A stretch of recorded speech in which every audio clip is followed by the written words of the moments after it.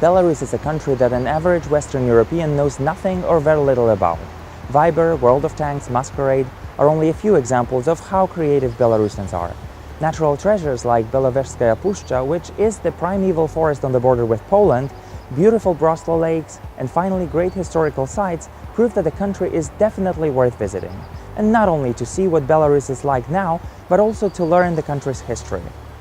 Did you know that a third of today's population of Belarus died during the Second World War?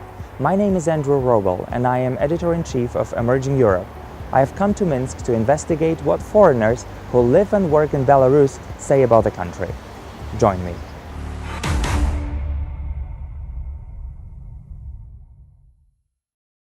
Today, Emerging Europe and Tudbai have invited 3 foreigners who live and work in Belarus to share their experiences of living in the country.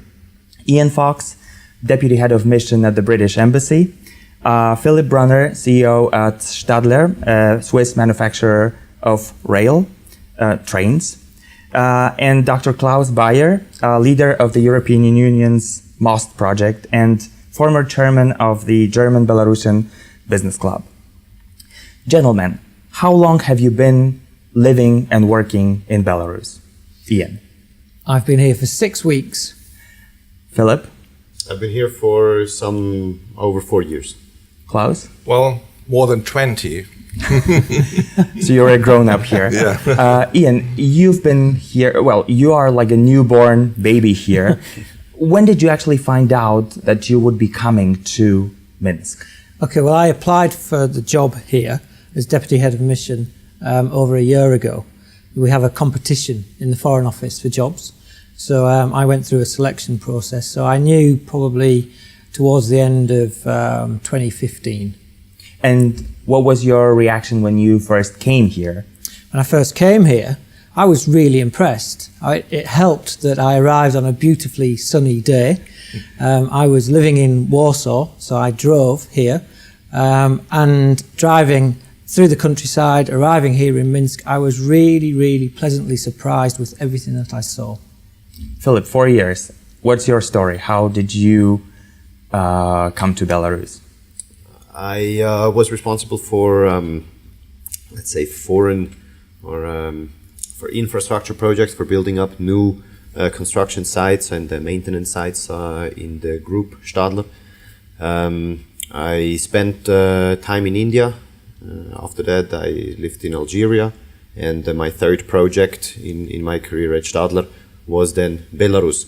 Actually, it's interesting that you said it as a competition. I was offered at the time United States as an alternative, but I chose Belarus just because it is a bit different, and it was unknown to me at the time, so I thought that I could profit more going to Belarus, and I also applied then for this project, and this is how I ended up in Minsk. So Belarus won with the US. Absolutely. Klaus, what's your story? Well, You're a grown-up, right? Yeah, a little more than grown-up, yeah, seems to be. More than 20 years ago, the International Education and Meeting Center was built in Minsk in Belarus as a unique project between Germany and Belarus, and they were looking for a CEO to run it. Okay. Well, and I came here, had a look several months ago, and I started my job on the 1st September in '95, and took over as the general manager of IBB, which is more known, and still running. I've been 10 years as a director of IBB working, and now the successors continue the successful work of IBB. Well, this is the story in short. So you've been looking at the country and seeing how it has been changing over the years. What's your opinion about that? Oh, well, changes has been definitely drastically.